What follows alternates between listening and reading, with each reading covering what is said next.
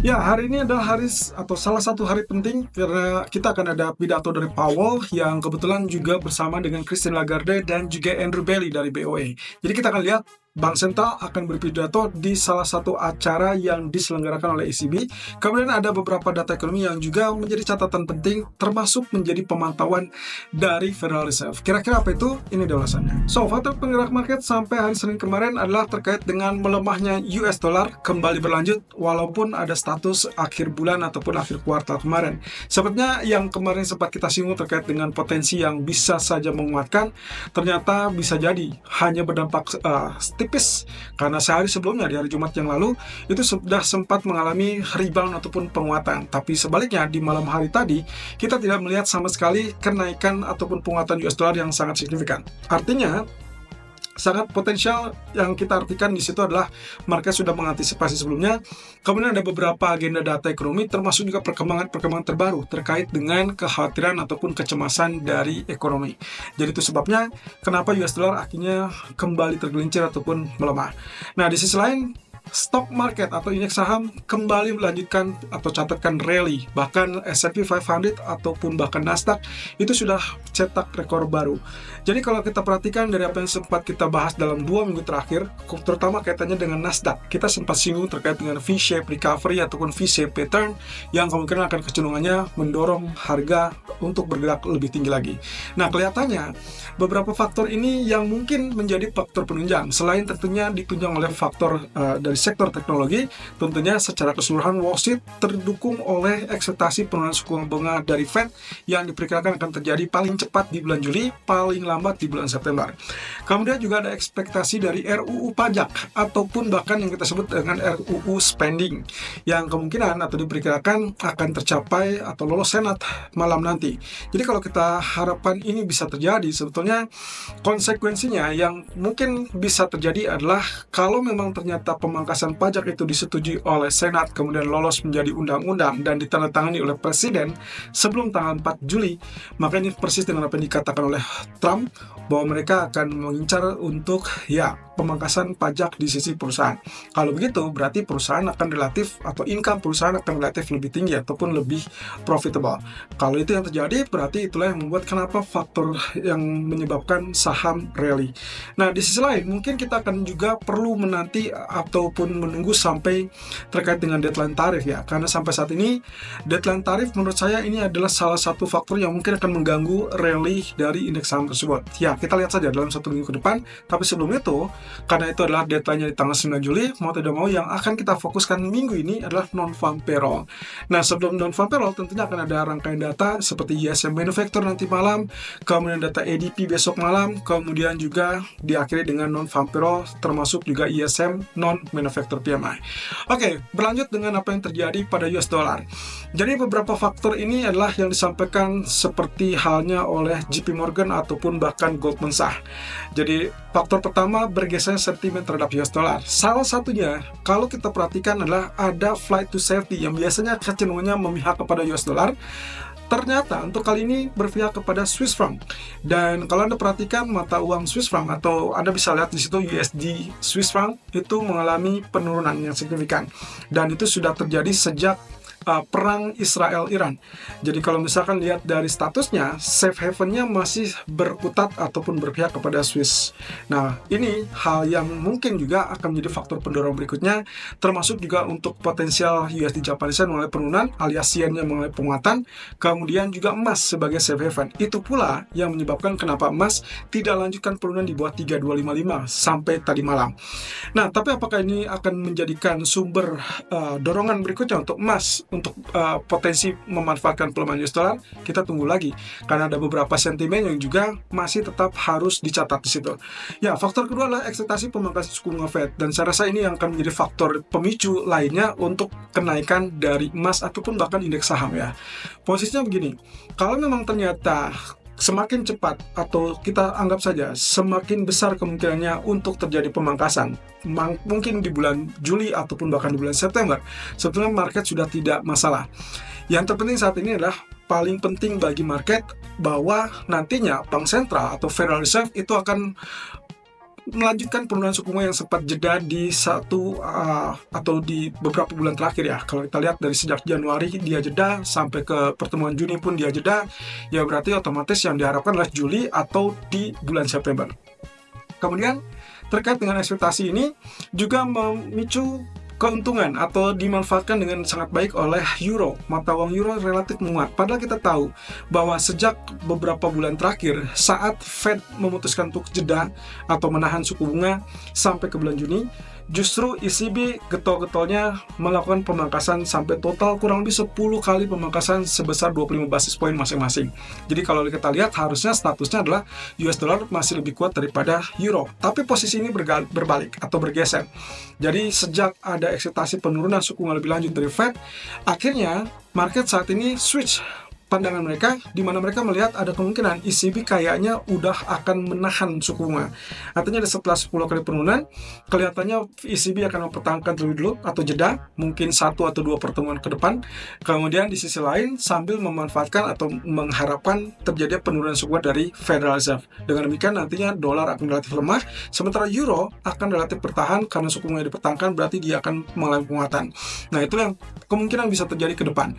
Kemudian alasan lain adalah tekanan politik. Ini kaitannya juga terkait dengan defisit anggaran ataupun bahkan RUU yang sedang dikupas, termasuk salah satunya adalah kalau kita lihat perkembangan terbaru terkait dengan Trump versus Powell, ada tekanan yang sangat spesifik di situ bahwa Trump mengancam kepada Powell kalau tidak segera melakukan penurunan suku bunga, maka dia akan menghentikan atau memecat, dalam artian mungkin berhenti dan tidak diteruskan ya.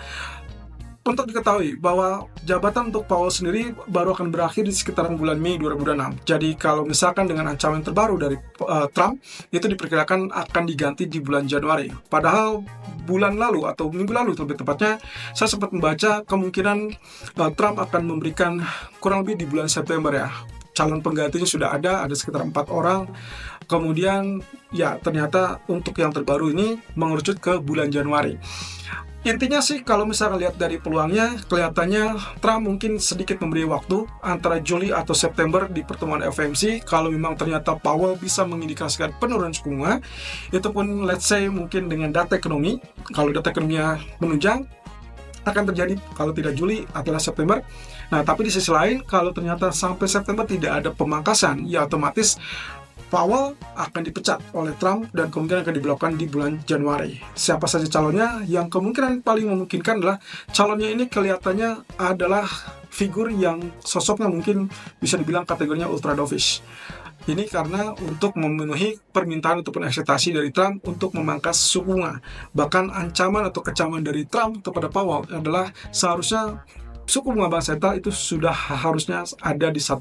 Tapi sayangnya sampai saat ini masih 4,25. Oke, dari Gosby, Austin Gosby mengatakan tidak ada stagflasi ataupun ancaman stagflasi seperti tahun 70-an. Jadi dia cukup yakin kalau tidak inflasinya, mungkin pasar tenaga kerja yang akan hancur ataupun rusak.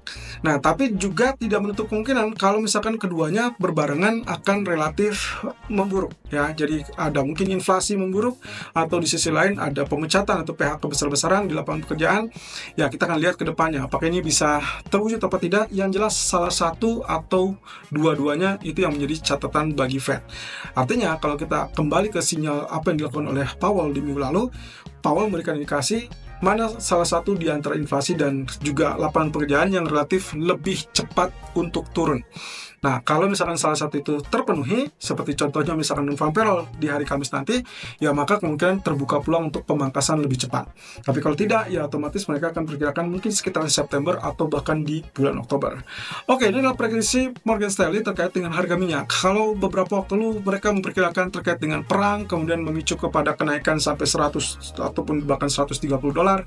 Kali ini prediksi Morgan Stanley mengatakan Brent kemungkinan bisa turun ke level 60 dolar per barel per awal Januari 2026. Oke, alasannya simpel. Karena tidak melihat ada tekanan ataupun tensi geopolitik yang meningkat, kemudian juga alasan yang paling mungkin adalah melimpahnya pasokan. Kita tahu bahwa OPEC melanjutkan program untuk memompa produksi sampai ke bulan Oktober, dan berarti itu dengan asumsi bahwa perkiraan akan ada terjadinya peningkatan permintaan.